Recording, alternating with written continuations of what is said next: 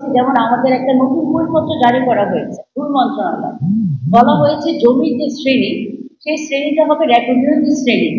এবং দেখা যায় যখন সাব রেজিস্ট্রার অফিসে এটা রেজিস্ট্রি করতে যায়, তো আমরা জানি যে আমাদের খাজনাটা বলা আছে ব্যবহার ভিত্তিক, যা ব্যবহার করবে যে জমিটাকে সেভাবে খাজনা দিবে।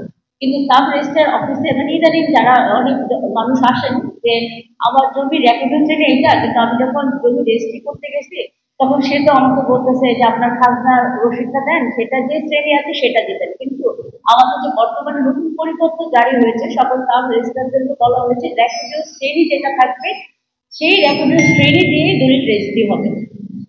২ নম্বর যে বিষয়টা আমি দেখেছি সেটা হচ্ছে যে ইদানিং যেটা মানে কিছু জালিয়াতি পাচ্ছি আমি। আমি দেখা যায় যে দলিলের প্রথম যে পেজ থাকে সেখানে সাব রেজিস্ট্রার সহ তাদের দপ্তরে যারা থাকেন সকলে সিল এবং স্বাক্ষর থাকে, কিন্তু জমির যে তফসিলটা থাকে সেই পাতা সিল স্বাক্ষর থাকে না। যার কারণে ওই পাতাটাকে কি করেন কিছু অসাধু মানুষ পরিবর্তন করে ফেলছে জমির তফসিলের পাতা। তো আপনারা যদি একটু কাইন্ডলি জমির তফসিলের পাতাও আপনাদের সিল এবং স্বাক্ষরটাকে এনশিওর করেন, আমার মনে হয় এই জালিয়াতিটা অনেকাংশেই প্রতিরোধ করা সম্ভব। তারপর আরেকটা অবজারভেশন আমি বলি, পাওয়ার অফ অ্যাটর্নি। আমরা জানি যে পাওয়ার অফ অ্যাটর্নি আইন আছে ২০১২ সালে এবং পাওয়ার অফ বিধিমালা আছে অ্যাটর্নি ২০১৫ সালে। তো এইখানে একটা বিষয় বলা আছে যে পাওয়ার অফ অ্যাটর্নিটা আসলে ২ ধরনের হয়। একটা হচ্ছে সাধারণ পাওয়ার অফ অ্যাটর্নি, আর একটা যদি বলি আমরা বিশেষ পাওয়ার অফ অ্যাটর্নি। তো বিশেষ পাওয়ার অফ অ্যাটর্নির মধ্যে আবার যদি আমরা ভাগ করি সেখানে আবার কিছু ডিভিশন আছে।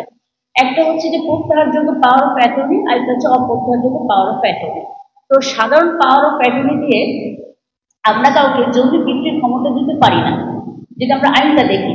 তো আমরা দেখলাম সাব রেজিস্ট্রার অফিসে ঠিক সাধারণ পাওয়ার অফ অ্যাটর্নি টাইটেল দিয়ে জমি বিক্রির ক্ষমতা দিয়েছে। যখন আইন এবং বিধিমালা দেখছি তখন আসলে কিন্তু অপ্রত্যাহারযোগ্য পাওয়ার অফ অ্যাটর্নি মূলেই কিন্তু জমি বিক্রয়ের ক্ষমতা দিতে হয়। তো এই বিষয়গুলো মানে আমার অবজারভেশন আমি পেয়েছি। তো আরো অন্যান্য যে বিষয়গুলো আছে সেগুলো অফিসিয়াল বিষয়, আমরা এটা পরে কথাগুলো হয়তো বা কোঅর্ডিনেট করে নিব। তবে এই বিষয়গুলো একটু দেখার জন্য অনুরোধ করছি। ধন্যবাদ সাব রেজিস্ট্রার মহোদয়। উদ্বোধনী অনুষ্ঠানের এই পর্যায়ে আমি আমন্ত্রণ জানাচ্ছি উপজেলা নির্বাহী অফিসার জনাব মোহাম্মদ মসদুদ রহমান স্যারকে তার মূল্যবান বক্তব্য প্রদান করার জন্য। ধন্যবাদ।